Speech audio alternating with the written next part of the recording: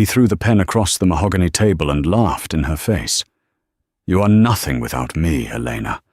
Just a poor gardener's daughter lucky enough to breathe my air."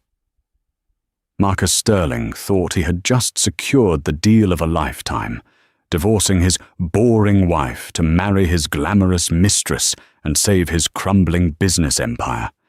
He thought Eleanor was walking away with nothing but the clothes on her back. But he didn't check the one document that mattered more than the divorce papers. He didn't know that the poor gardener she buried last week wasn't just planting flowers. He was planting a legacy. When the judge opened Silas Vance's will, Marcus didn't just lose his composure, he lost his entire world. This is the story of the ultimate regret. The air conditioning in the conference room on the 45th floor of Sterling Enterprises was always set to a chilling 65 degrees. But today, it felt colder than a morgue.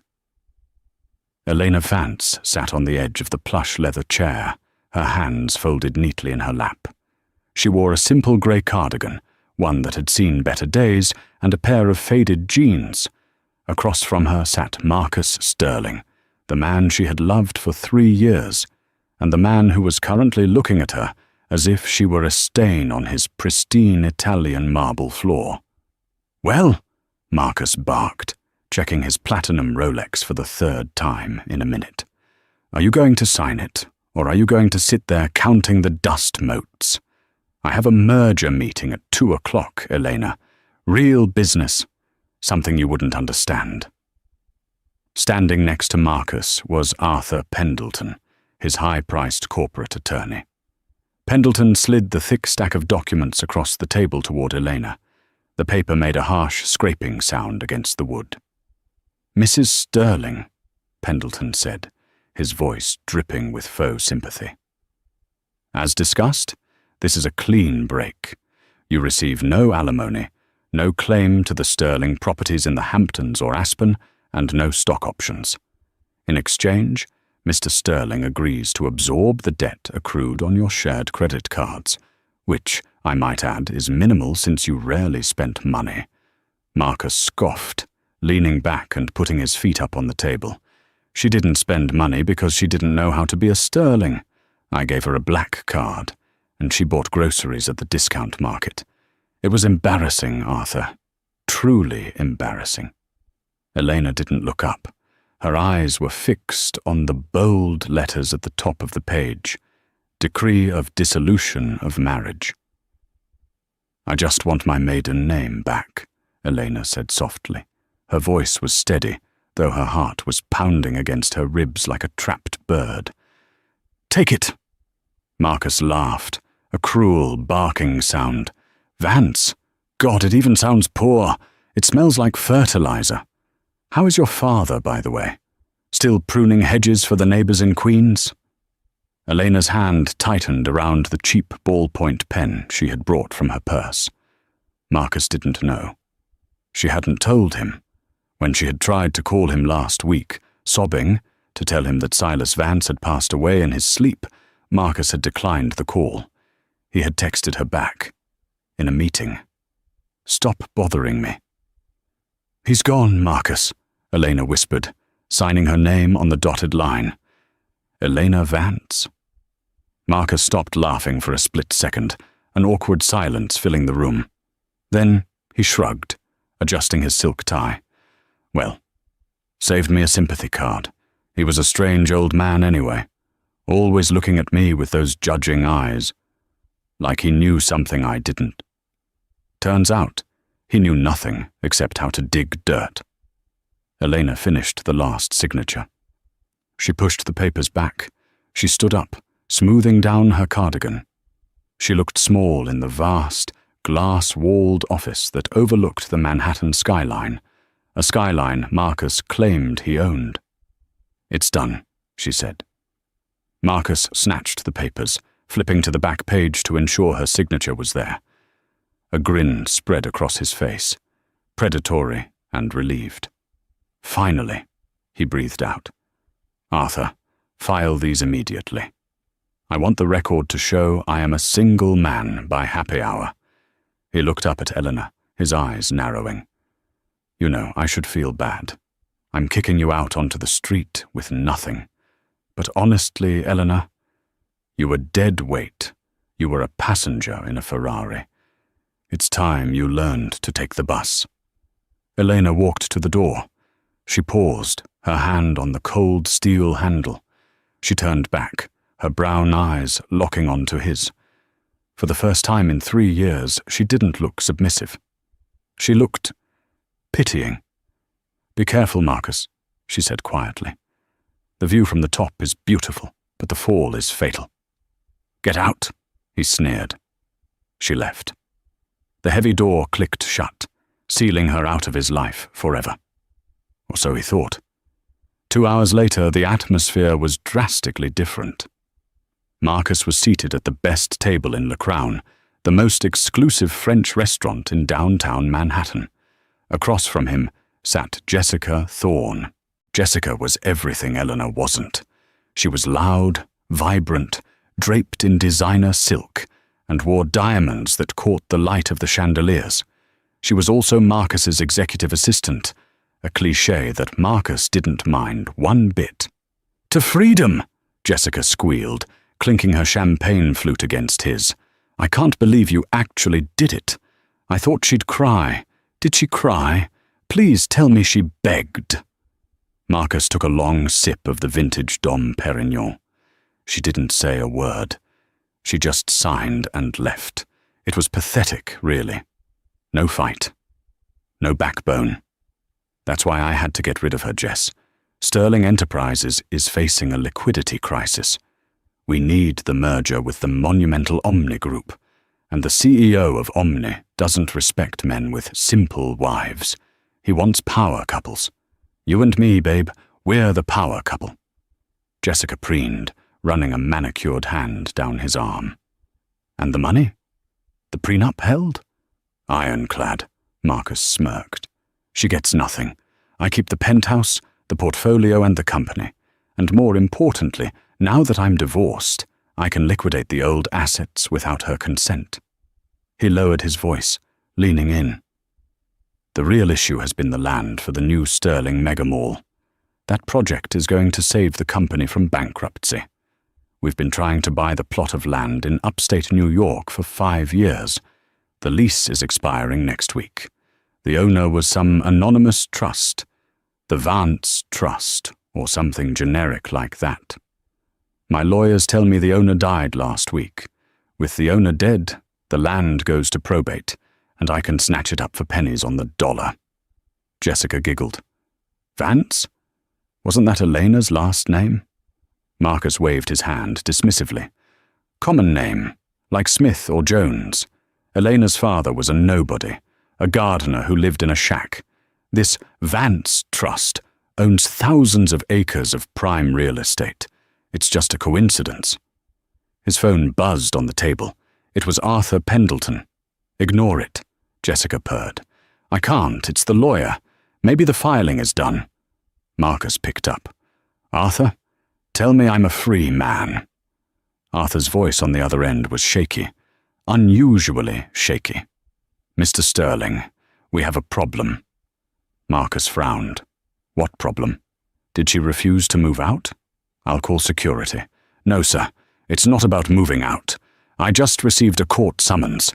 Delivered by hand, marked urgent. It's from the High Court of Probate. So? Marcus snapped. I told you, I'm trying to buy that land. It's probably about the land deal. It is about the land, Marcus.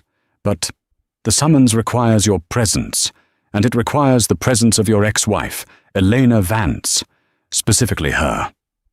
Marcus froze. Why the hell do they need Elena? I don't know, sir. But the judge presiding is Judge Harrison. You know him? The hangman Harrison. He doesn't handle small claims. If he's calling us in, it's major. The hearing is tomorrow morning at 9 a.m. Attendance is mandatory. If you don't show up, you'll be held in contempt and the land deal is dead. Marcus hung up the phone slowly. What's wrong? Jessica asked. seeing the color drain from his face. "I have to see her again," Marcus muttered, staring at his reflection in the silverware. "I have to go to court with Elena tomorrow. Just one last hurdle, Jess. Just one last annoyance before we take over the world." He didn't notice that across the street, standing in the shadows of the bus stop, Elena was watching them through the restaurant window. She wasn't crying. She was holding a letter in her hand, a letter written on thick, cream-colored paper with the seal of the Vance Trust embossed in gold. She turned and boarded the bus, leaving the sight of her husband and his mistress behind. The next morning, the sky over New York was a bruised purple, heavy with rain. The district courthouse was a daunting building of grey stone and pillars designed to make everyone who entered feel small. Marcus strode up the steps, flanking Jessica on one side and Arthur Pendleton on the other. He looked every bit the billionaire tycoon in his charcoal suit, but inside he was agitated. He had meetings to attend, and this detour was costing him money. "Where is she?" Marcus hissed, scanning the hallway outside courtroom 4B. "She'll be here," Arthur said, wiping sweat from his forehead. "She has to be." Just as the clock struck 9, the heavy oak doors swung open, but Eleanor didn't walk in from the hallway. She was already inside. Marcus stopped dead in his tracks. The courtroom was packed, but it wasn't filled with the usual riffraff of petty crimes. The gallery was seated with men and women in expensive suits, serious people. Marcus recognized a few faces: the CEO of a rival tech firm, the head of a major bank, and several high-profile real estate developers. And there, sitting at the plaintiff's table, was Eleanor. But she wasn't wearing the grey cardigan. She was wearing a black dress, tailored to perfection, simple but undeniably elegant. Her hair, usually tied back in a messy bun, was down, cascading over her shoulders in soft waves. She sat with her back straight, her hands clasped on a leather folder. "What is she doing at the plaintiff's table?" Marcus whispered furiously to Arthur. "That's the table for the people suing. We are the ones buying the land." I don't know," Arthur stammered. They took their seats at the defendant's table. Jessica tried to sit next to Marcus, but the bailiff stepped forward. "Ma'am, only parties named in the summons beyond the bar. You'll have to sit in the gallery." Jessica huffed, humiliated, and stomped to the back benches. "All rise!" The bailiff's voice boomed. Judge Harrison entered. He was an older man with eyes like flint and a reputation for destroying careers with a single gavel strike. He sat down, adjusted his glasses, and looked over the rim of them, first at Marcus, then at Eleanor. "We are here today to execute the last will and testament of Silas Vance, and to settle the ownership of the assets held within the Vance Trust," Judge Harrison announced. His voice echoed in the silent room. Marcus leaned over to Arthur. "Why are we reading the gardener's will? Did he leave me a shovel?" He chuckled softly, but Arthur didn't laugh. Arthur was staring at the document the judge had just opened. "Mr. Sterling," the judge said, his eyes snapping to Marcus. "You seem amused. Perhaps you would like to share the joke." "My apologies, Your Honor," Marcus said, putting on his charming business smile. "I'm just confused. I'm here to bid on a land lease for Sterling Enterprises. I was told the owner of the land had passed. My ex-wife's father was a simple laborer. I believe there's been a clerical error mixing up two different Vances." The courtroom remained deadly silent. The CEO of the bank in the back row coughed awkwardly. Judge Harrison smiled. It was not a nice smile. "A simple laborer," the judge repeated. He looked at Eleanor. "Mrs. Vance, or rather, Ms. Vance, now that the divorce was finalized yesterday. Is that how you described your father to your husband?" Eleanor stood up. Her voice was clear, projecting to the back of the room without a microphone. "I never described him as anything, Your Honor." Marcus never asked. He assumed. He saw dirt under my father's fingernails and assumed he was poor. He didn't know that my father liked to work the earth because it was the only thing that kept him grounded after managing a global empire. Marcus blinked. Empire? What is she talking about? Judge Harrison cleared his throat and began to read. "I, Silas Vance, being of sound mind, do hereby leave my entire estate to my only daughter, Elena Vance. This estate includes the holdings of the Vance Trust." The judge paused for dramatic effect. "The assets are as follows: the Vance Agricultural Group, the Midtown Tech Park, the majority shareholder position in Omni Group." Marcus felt the blood drain from his face. Omni Group? The company he was trying to merge with to save his own skin? "And," the judge continued, "the land currently leased to Sterling Enterprises, located at 550 Fifth Avenue, upon which the Sterling Tower is built." The room spun. Marcus gripped the table. 555th Avenue. That was his headquarters, his flagship building. He didn't own the land. He thought he had a 99-year lease that he was about to renew. "The lease on the Sterling Tower land expired yesterday," the judge read. "According to the terms of the original contract signed 40 years ago, if the lease is not renewed by the owner, the rights to the land, and any structures built upon it, revert to the Vance Trust." The judge looked up. "Mr. Sterling, since the owner, Silas Vance, has passed, the decision to renew your lease now rests with his sole heir." The judge gestured to Eleanor. "Miss Vance, you now own the land under your ex-husband's skyscraper. You also own the debt his company has leveraged against that building. What is your decision regarding the renewal of the lease for Sterling Enterprises?" Marcus turned to Eleanor. His arrogance was gone, replaced by a sheer, cold terror. He looked at the woman he had mocked 24 hours ago, the woman he had called a passenger. He realized with sickening clarity that she hadn't been the passenger. She was the road, and he had just driven off a cliff.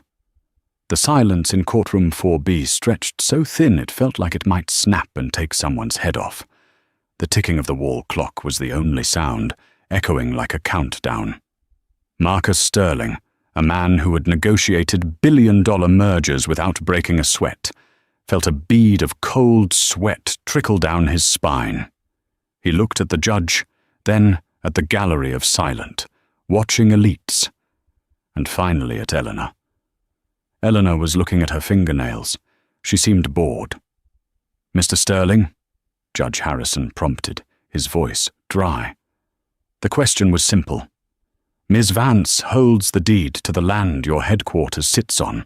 The lease has expired. She has the right to eviction. Do you have a proposal?" Marcus scrambled to his feet. His knees felt weak. He adjusted his tie, trying to summon the charisma that had graced the cover of Forbes 3 times. "Elena," he started, his voice cracking slightly before he smoothed it out. He turned his body toward her, blocking out the judge, blocking out the lawyers. He flashed the smile that had won her over 3 years ago, the smile that used to make her blush. "Honey, look, this is a lot to process. I didn't know about your father. If you had known he was rich, you would have attended the funeral?" Elena interrupted, finally looking up. Her eyes were dry and hard. "Or if you had known he held the deed to your tower, you wouldn't have slept with your secretary?" A gasp rippled through the gallery. Arthur Pendleton buried his face in his hands. "Let's not air dirty laundry in front of these fine people," Marcus said, his smile faltering. "We are family, Elena. We were married for 3 years. Surely we can come to an arrangement. I am willing to offer you a generous renewal rate. 20% above market value for the land lease. That's millions a year, Elena. You'll never have to work again. You can buy all the gardening tools you want. Elena stood up slowly. She picked up the leather folder on her table and opened it. You still don't get it, Marcus. You think this is about money. She pulled out a single sheet of paper. My father didn't buy the land under your building as an investment. He bought it 30 years ago because he knew the Sterling family was ambitious but reckless. He told me once, Elena, a man who builds a tower on rented land is a man who doesn't respect the foundation. He kept the lease active to see if you would ever prove him wrong, to see if you would ever treat me or anyone beneath you with dignity. She walked around the table, her heels clicking on the parquet floor. She stopped just inches from him. You failed the test, Marcus.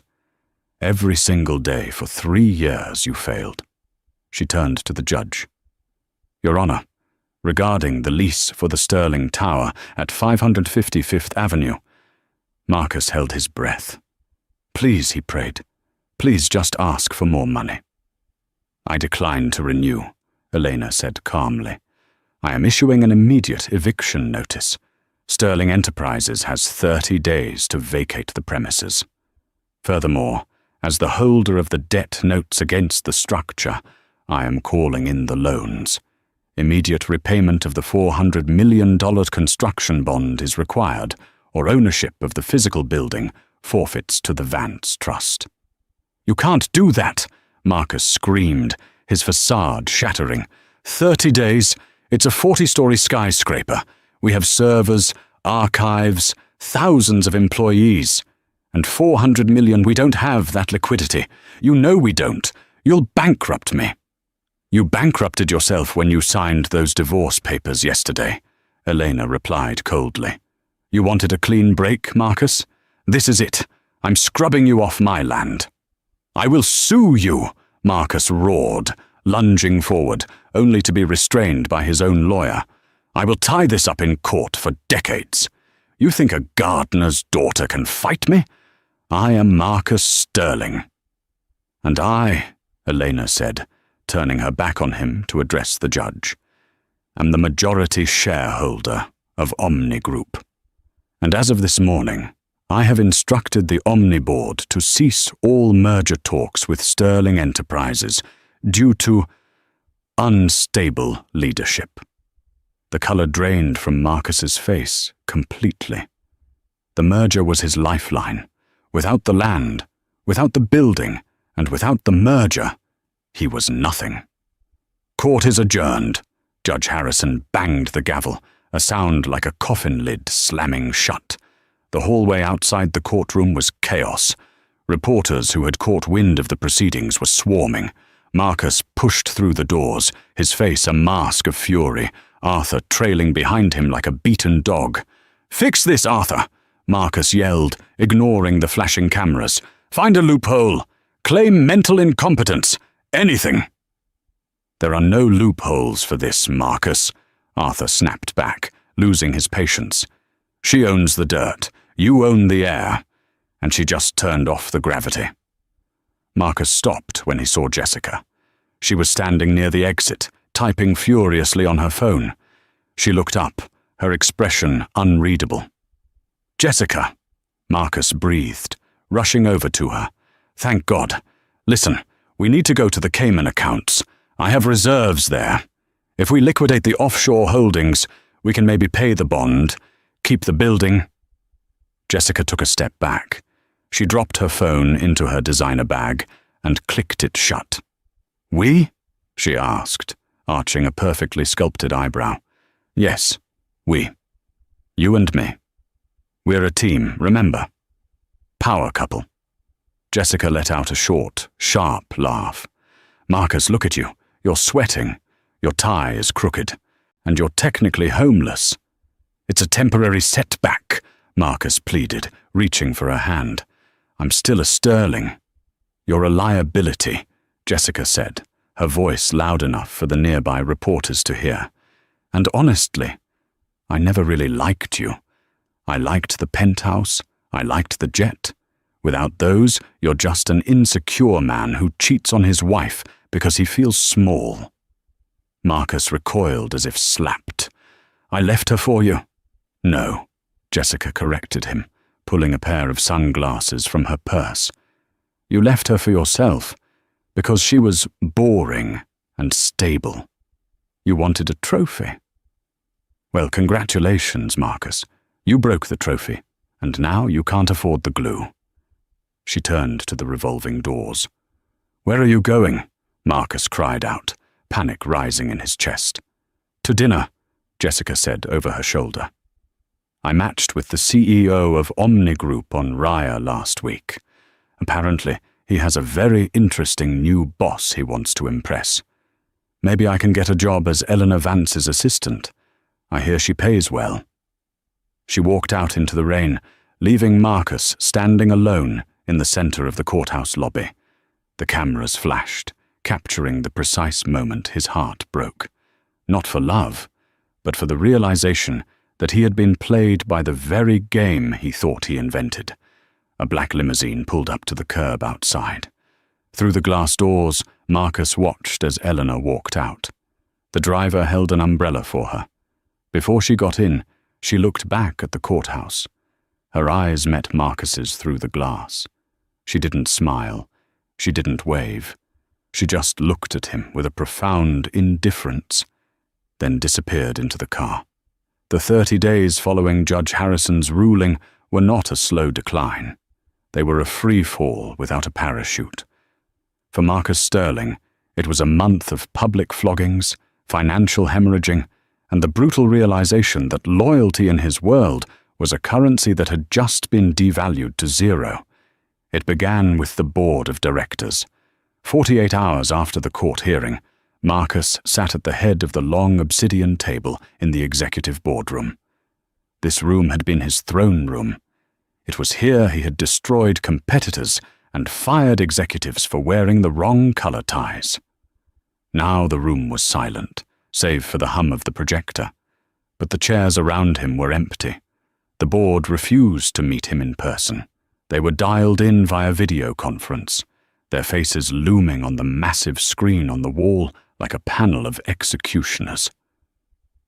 This is a temporary setback, Marcus lied, his voice projecting a confidence he didn't feel. He gripped the edge of the table, his knuckles white. I have a line of credit with Deutsche Bank. We can pay the bond Elena is demanding. We simply need to restructure the debt and— Marcus, stop, cut in Charles Whitmore, the chairman of the board. Charles had been Marcus's mentor, the man who taught him how to be ruthless. Now, Charles looked at him with undisguised disgust. There is no we. Deutsche Bank pulled the credit line an hour ago. The news of the eviction is global. Sterling Enterprises stock has dropped 60% since the market opened this morning. You are toxic, Marcus. I built this company, Marcus roared, slamming his fist on the table. You can't push me out. We aren't just pushing you out, a female board member interjected cold. We are erasing you. The board has voted unanimously. You are stripped of your title as CEO, effective immediately. Your access to company accounts is suspended pending a forensic audit. Security has been notified to escort you out once the transition is complete. The screen went black. They didn't even say goodbye. They just disconnected him. Marcus sat in the silence of the empty room, staring at his reflection in the black monitor. He reached for his phone to call Jessica.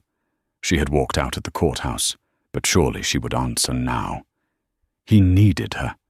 He needed to access the offshore accounts in the Caymans, the rainy day fund he had hidden from the IRS and from Eleanor. He dialed. It went straight to voicemail. He tried to log into the offshore banking app on his phone. Access denied. He frowned and tried again. Access denied. Incorrect password. A text message popped up on his screen. It was from Jessica. Don't bother, sweetie. You used your birthday as the password for the Cayman accounts. Rookie mistake. Consider the funds a severance package for the 3 years I spent listening to you brag about yourself. By the time you read this, the money is in a shell company in Zurich. Good luck with the gardener's daughter. Marcus threw the phone across the room. It shattered against the wall, leaving a spiderweb crack in the expensive plaster. He screamed, a raw, guttural sound of a wolf caught in a trap. The money was gone. The woman was gone. The title was gone. All that was left was the building, and he only had 28 days left inside it. The next few weeks were a spectacle of humiliation. Because Elena had issued a public eviction notice, the move-out process was not private. It was a media event. News vans camped outside 550 Fifth Avenue 24/7. Every time Marcus stepped outside, cameras flashed, capturing his increasing dishevelment. Inside the building, the atmosphere was mutinous. The employees, who had lived in fear of Marcus's temper for years, stopped pretending to work. They openly packed their boxes. They ignored his orders. On day 15, Marcus walked out of the elevator to find his personal assistant, a timid young man named David, shoving the office Keurig machine into a duffel bag. "What do you think you're doing?" Marcus snapped. "That is company property." David stopped. He looked at Marcus, then looked at the machine. He zipped up the bag. "Actually, Mr. Sterling, I bought this with my own money because you said the company budget didn't cover luxury items for staff. Also, I quit. And I'm taking the stapler, too." David walked past him, bumping Marcus's shoulder. Marcus stood stunned in the hallway. He realized then that he wasn't just losing a business. He was losing the fear that had insulated him from reality. Without his power, he was just a rude man in a suit that was starting to look a little too big for him. Day 30. The final exit. The deadline arrived with a thunderstorm that battered the glass walls of the penthouse.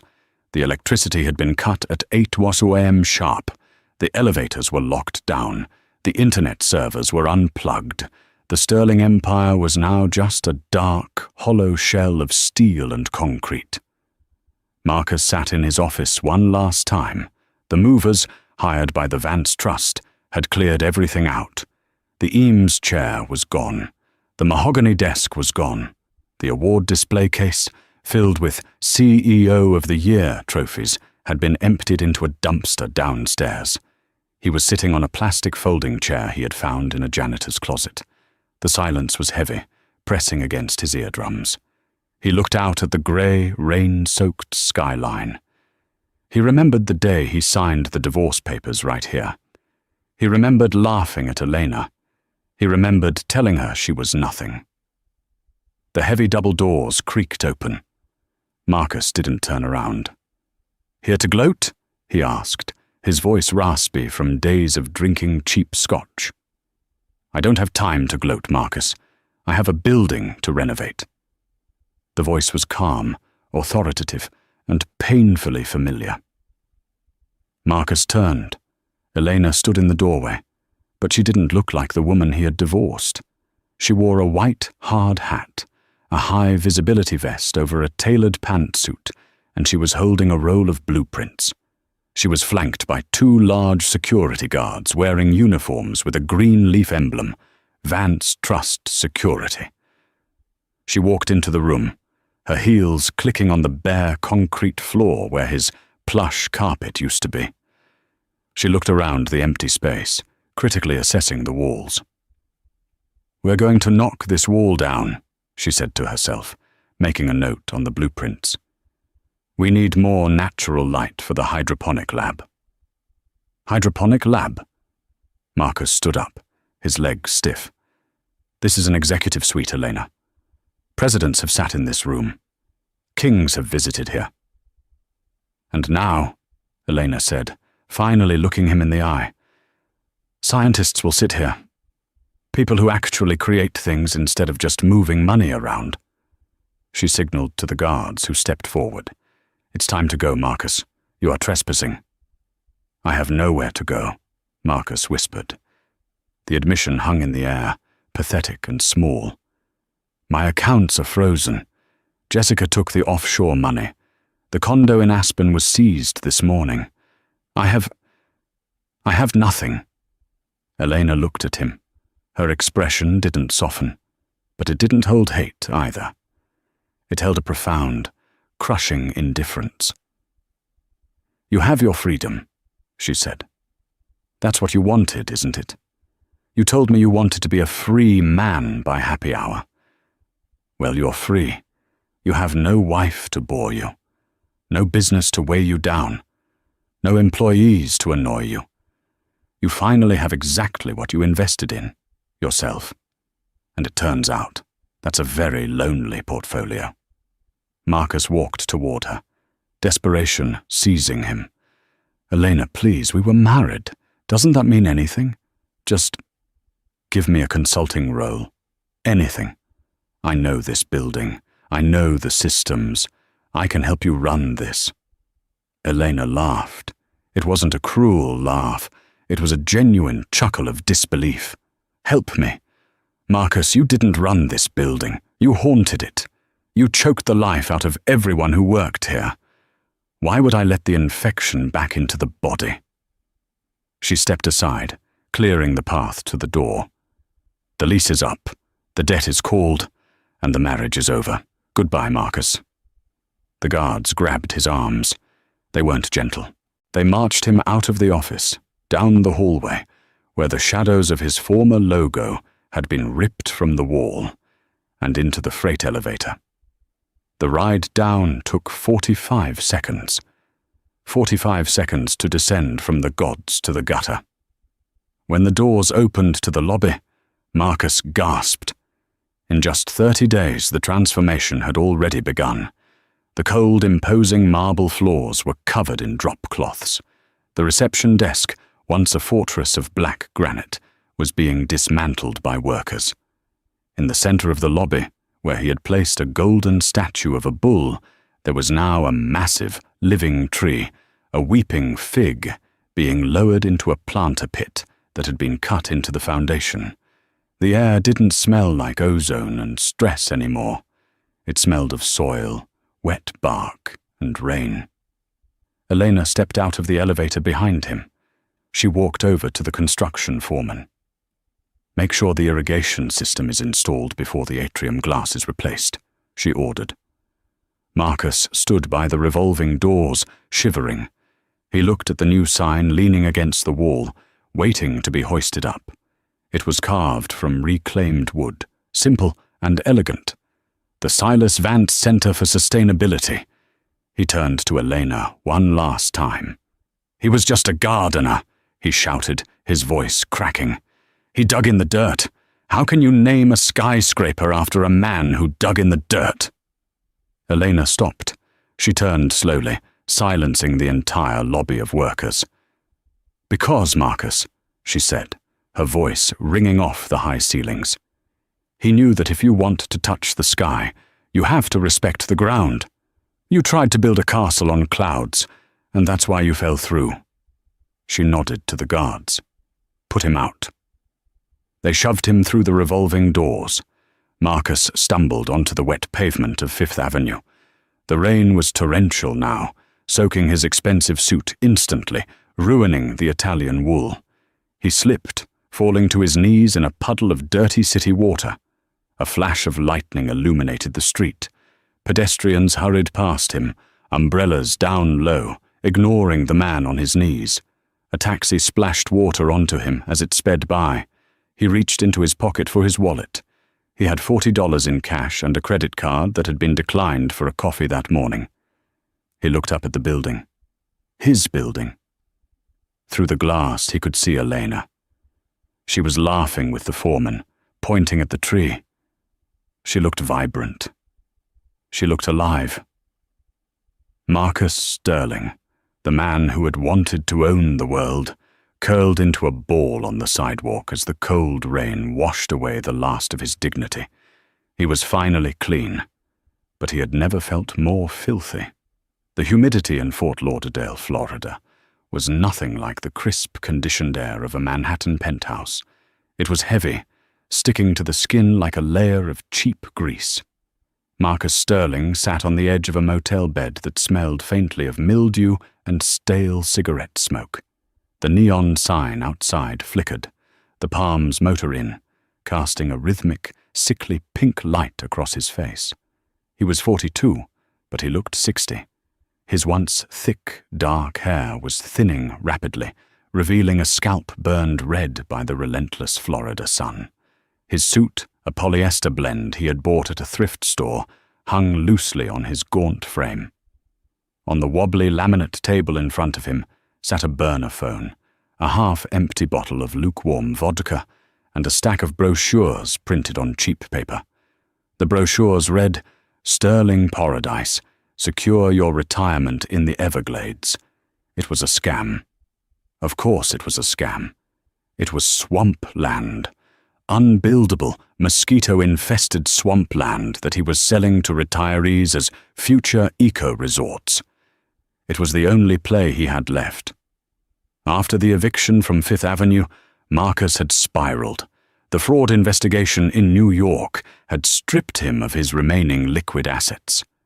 Jessica had testified against him to save her own skin, painting him as the mastermind behind financial irregularities he hadn't even known existed.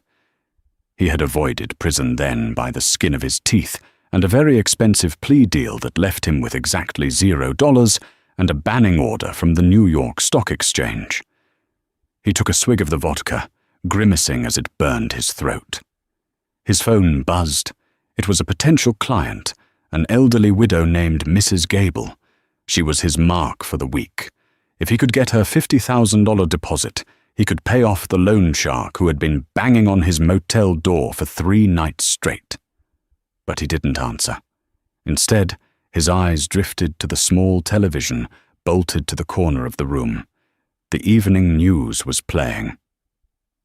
And in business news tonight, a record-breaking quarter for the Omnivance Group.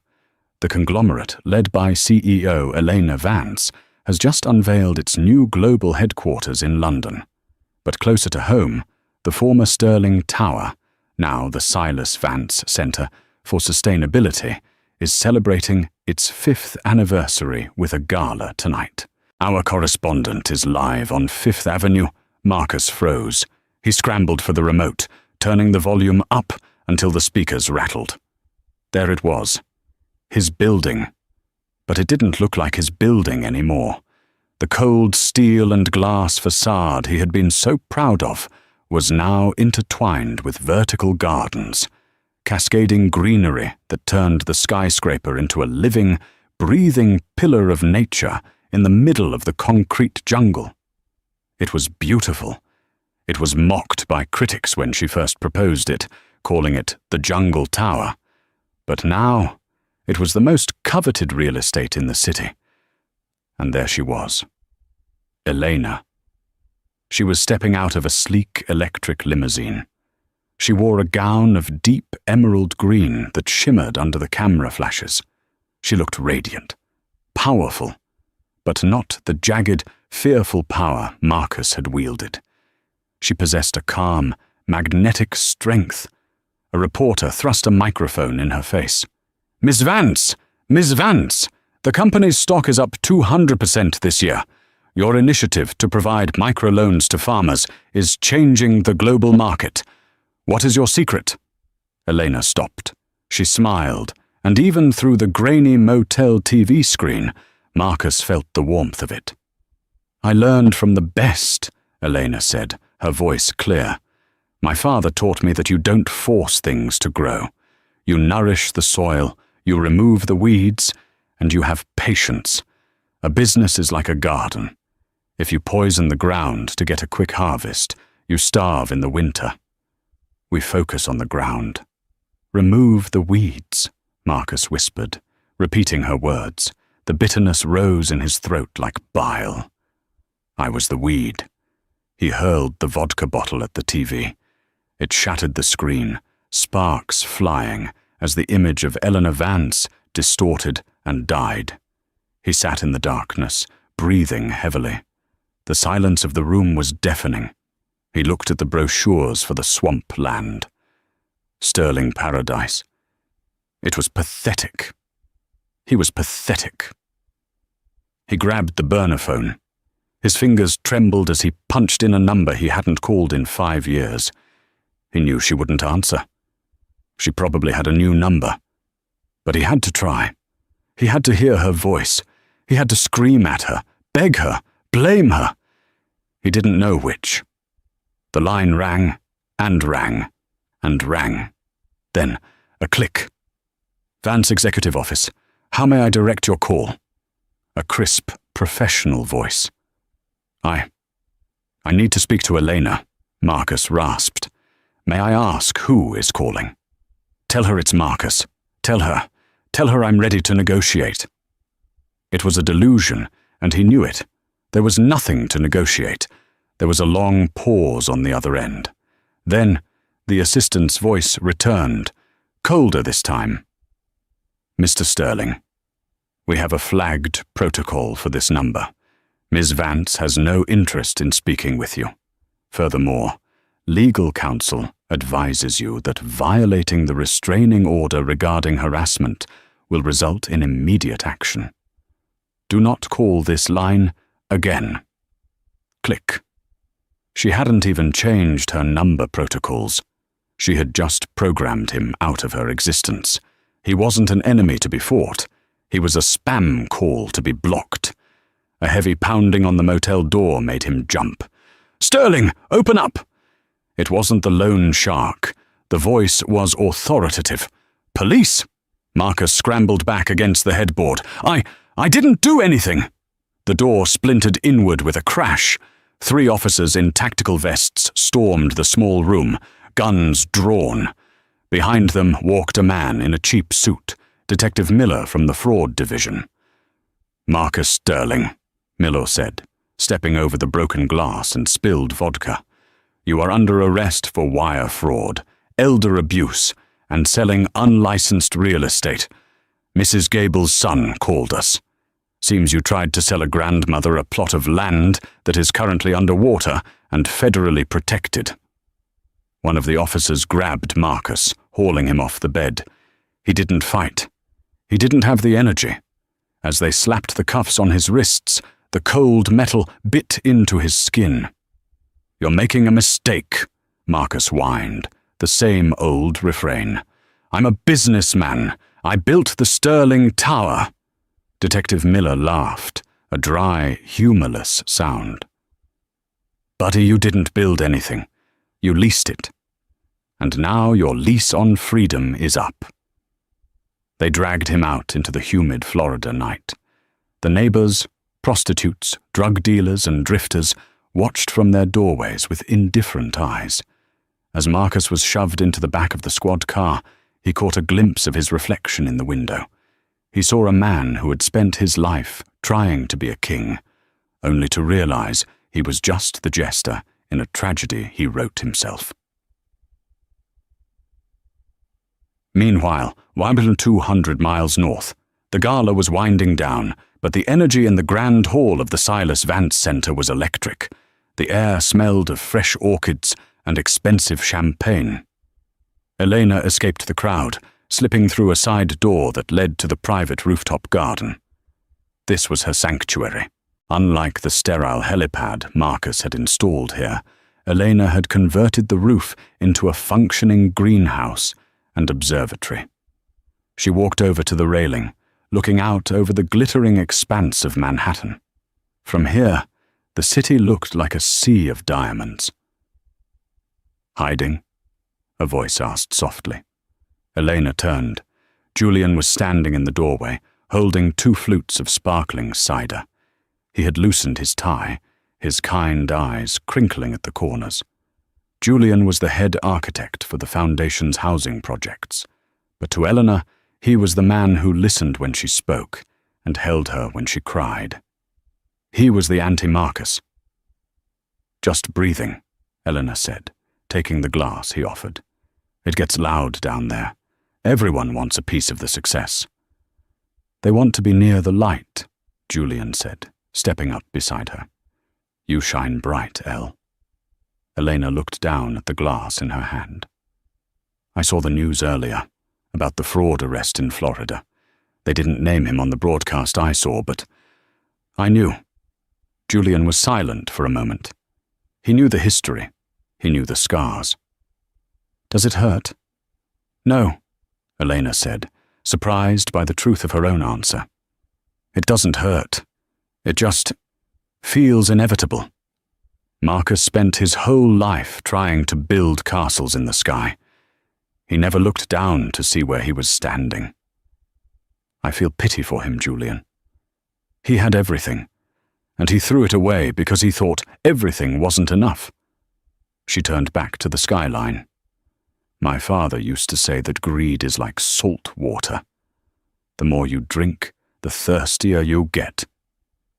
Marcus drowned a long time ago. Well, Julian said, wrapping an arm around her waist. The past is down there in the dark. What about the future? Eleanor smiled. The future is waking up early tomorrow. Oh? We're going upstate. The harvest isn't done. The apples are ready, and I promised Silas Jr. he could drive the tractor. With supervision, of course. Julian laughed. He's 3, Elena. His feet don't reach the pedals. He's a Vance, she teased. He'll figure it out. We're good with dirt. The next morning, the sun rose over the Vance estate in upstate New York, bathing the rolling hills in a light that felt holy. The estate had changed since her father's days. It was no longer just a home. It was a working farm and an educational center for sustainable living. But the heart of it, the old apple orchard, remained untouched. Elena walked through the rows of trees, her boots crunching on the fallen autumn leaves. The air was sharp and cold, filling her lungs with clarity. She reached the small family cemetery at the edge of the property. It was enclosed by a low stone wall that her great-grandfather had built. There were 3 stones now. Her mother's, her father's, and a small empty space beside them where she would one day rest. She knelt before Silas Vance's grave. The granite was cool to the touch. She placed a single, perfect red apple from the morning's harvest on top of the headstone. We did it, Dad, she whispered. The wind rustled the branches above her, a sound that sounded remarkably like a sigh of relief. I didn't just keep the land, she continued, her voice thick with emotion. I healed it. The company isn't a weapon anymore. It's a tool. We're building schools where Marcus wanted to build casinos.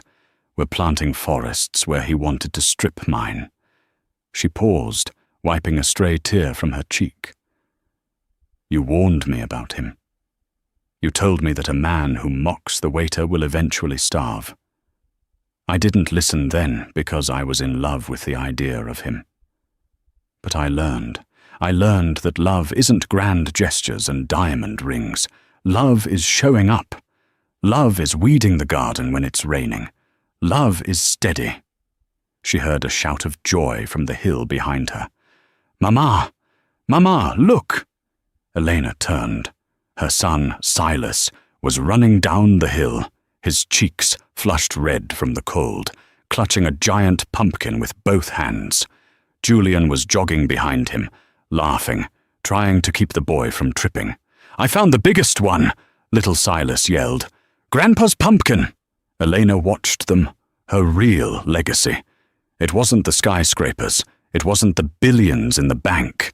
It was this moment of pure, unadulterated joy rooted in the simple act of living. She looked back at the grave one last time. He signed the papers mocking me, Dad, she said, a fierce pride rising in her chest. He thought he was burying me. He didn't know I was a seed.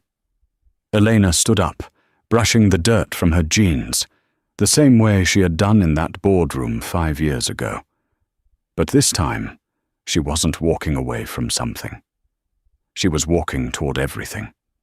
She ran to catch her son, scooping him up into her arms, spinning him around until the world was nothing but a blur of blue sky and golden leaves. Far away, in a concrete cell in Florida, Marcus Sterling sat alone, staring at a blank wall, wondering where it all went wrong. But here, in the orchard, the roots ran deep, and the harvest was just beginning.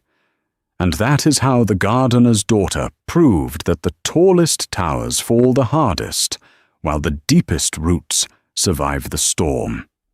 Marcus chased the view from the top and ended up with nothing but a view of prison bars. Elena embraced the dirt and built a world of abundance. It's a powerful reminder. Be careful who you step on today. They might be the ones owning the ground you walk on tomorrow. If this story satisfied your justice craving, please smash that like button. It helps the algorithm share this karma with the world.